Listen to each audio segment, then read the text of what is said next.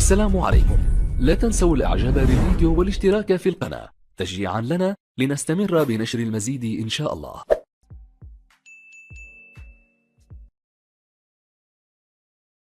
زياش في الاستلام يحاول الاختراق، زياش يسدد مرة جانبية. أول كرة مغربية بقدم يمنى للاعبي نادي تشيلسي. حكيم زياش في أرقام مميزة جدا حاليا مع النادي الإنجليزي، 4 تمريرات حاسمة، دون أن ننسى كذلك إفريقيا الوسطى. بينما لدينا فرصة هنا، حكيمي العرضية يبحث عن زياش، حكيمي يمر، حكيمي يمر والعرضية في اتجاه نفس مع مرور الوقت. انطلاقه من هناك على الجهه اليسرى، ولكن بعيده تماما هناك على الجهه اليسرى. هذه خطيره المتابعه من ياسين. يا سلام على ردة الفعل. ياسين بونو ينقذ المنتخب المغربي من هدف في هجمه معاكسه. لاحظوا كيف مروا على من غانم سايس. لمن سايس يغير تماما هناك على الجهه اليمنى، وخروج حارس المرمى. زياش في الاستلام، زياش في العمق، هذه ممتازه، وحكيمي جول. حكيمي جول، أول أهداف المنتخب المغربي. نعم، أحلى تمريرة منك يا زياش. لاسيس غاية في الروعة والمتابعة الأجمل من طرف اللاعب حكيمي. نعم، يفتتح باب التهديف. لم يتأخر يا زياش، يلعبها في المساحات مع اللاعب تاع رابطة العرضية. واضح تماما لعناصر منتخب افريقيا الوسطى. العرضية، المتابعة الكرة الثانية، من يتابع الحكيمي، لازال حفظ الكرة، يمر حكيمي العرضية وخطيرة، زياش وجول. هبطوا مع زياش. انطلاقه من هناك على الجهه اليمنى، ايمن برقوق يرفع، برقوق على ناحيه ايمن برقوق يعمل الكنترول، برقوق يا برقوق، لكن العرضيه وفي العمق رائعه،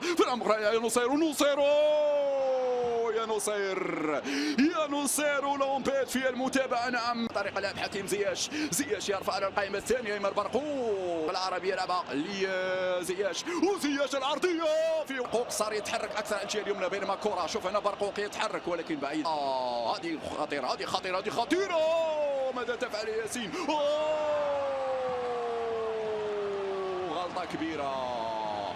غلطه كبيرة تساوي هدف التعادل. مشاهدينا الكرام، مافوطا يستغل خطأ فادح هنا في خروج الحارس ياسين بونو.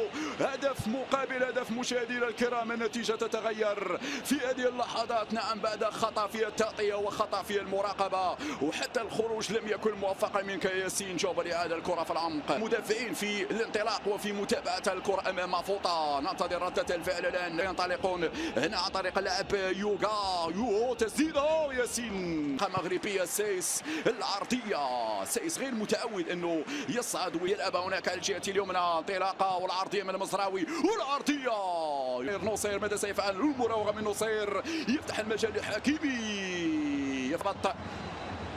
صعب انك تلعب امام منتخب متكتل بهذا الشكل. ركله جزاء. نعم، الحكم لم يتردد في الاعلان عن ركله جزاء لفائده المنتخب المغربي. يوسف العربي اوقع المدافع في المحظور. نعم، سنتابع الاعاده مره اخرى ما حصل في الدقائق الماضيه. زياش والهدف الثاني. نعم، هدف ثاني عن طريق زياش، يصنع هدف ويسجل هدف، وهو الهدف ال15 في مسيرته مع المنتخب المغربي. المستر اسيست في تشيلسي وفي الاياكس سابقا، وحتى في المنتخب المغربي حاليا. هدفان مقابل هدف واحد في لقاء سيطر عليه تماما رفقاء زياش رغم الخطأ الفادح الذي وقع. متراجع الى الخلف، يبقى قريب من سفيان مرابط. هنا الدورة القيادية يكون لزياش، وهذه فرصة الارجح، يمشي لتنفيذ الركنيه، وزياش جول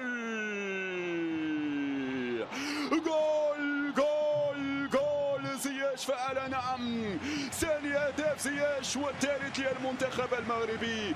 شوف واستمتع. الرجل اليسرى الساحره من زياش نفذ الركنيه، حطها له حكيم، ثم بعد ذلك باليسرى. لازم المراقبه اللصيقه لمعظم لاعبي عناصر افريقيا الوسطى. لنادي كبير وتحمل الرقم 2، لان هذا الرقم لا يمنح لاي. يونغ اموس هنا لبينما دونالد، المزراوي فتح اللعب، حكيمي بالراس، مباشرة أتوا لهدف. عموما نتابع هذه الضربة الحرة الجانبية والعرضية سجلها زياش رفقة المنتخب المغربي. وزياش يرفع كرة رائعة 18 في نوفمبر 2018 أمام منتخب الكاميرون. تلعب هذه الكرة الأمامية برا سعودية تنفيذ زياش وزياش على القائمة الأول حكيمي، ولكن على مستوى الإمدادات زياش وخطيرة في صافرة نعم في صافرة. لاعبان صنع الفارق في الشوط الأول بكل تأكيد هما زياش وأيضا حكيمي. لو تشوف وزيد على ذلك برنال كذلك اللاعب الالماني. انطلاقه من يوسف العربي ماذا سيفعل الحكم؟ صفر خطا وضربه حره لفائده المنتخب المغربي. يوسف العربي ظل محاص. ساعد وحيد مصطفى حجي. تلعب هذه الضربه الحره الجانبيه راسيه مرت بسلام على مرماك ياسين يا بونو. الكرات العاليه الان يتفوق في عناصر المنطلق يوسف العربي. هنا الكره لبرقوق وبرقوق العرضيه وزياش والمواجهه تجمع بين الفريقين. والرسميه الثالثه تلعب هذه الكره من زياش داخل منطقه تبعات الاصابه التي لحقته في الشوط الاول. الكره في العمق في الشوط الثاني في محاوله ترتيب الاوراق مره اخرى نفس الاخطاء تتكرر مشاهدينا الكرام. والحكم ماذا يقول؟ يعلن عن ركنيه ام ضربه مرمى؟ ركنيه بالفعل لمنتخب افريقيا الوسطى. ركنيه لفائده منتخب افريقيا الوسطى. هذه الاعاده زكريا بوخلال لاعب نادي ازيد الكمار الهولندي. تلعب هذه الركنيه اليسرى لعناصر المنتخب افريقيا الوسطى. بدا يتحرك الان افريقيا الوسطى، بدا يتحرك ياسين دائما. برقوق مع زياش. برقوق يدخل وبرقوق هذه فرصه جول. كره وجول زكريا بوخلال الوافد الجديد نعم. من اول لمسه ومن اول فرصه يتمكن من افتتاح عداد الاهداف مع المنتخب المغربي. اهلا بحلولك يا زكريا يا بوخلال، اهلا بانضمامك يا بوخلال. كيم رائعه تمريره واللمسه كذلك والدخول لمنطقه الجزاء. اول مدرب رسميا لنادي فيورنتينا خلف اليقيني بينما انطلق العرضيه هنا اللمسه زياش في الاستلام. زياش لما نحكي عن حكيمي ولما نحكي كذلك عن سفيان 21 سنه المتواجد في دكه الاحتياط بينما انطلاقه سريعه رائعه للمنتخب المغربي. دائما الحافز يكون موجود. مرابط يستلم الكره ومرابط زياش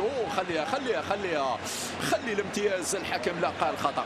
الحكم قال خطا على المقاتل سفيان مرابط. لاعب الارتكاز امامنا على الصوره. في الضربات الراسيه ومعهم سامي مايي. تلعب الركنيه الراسيه من زهير فضال اشرف بن شرقي بينما كره لمنتخب افريقيا الوسطى. تسديده لكن بعيده تماما.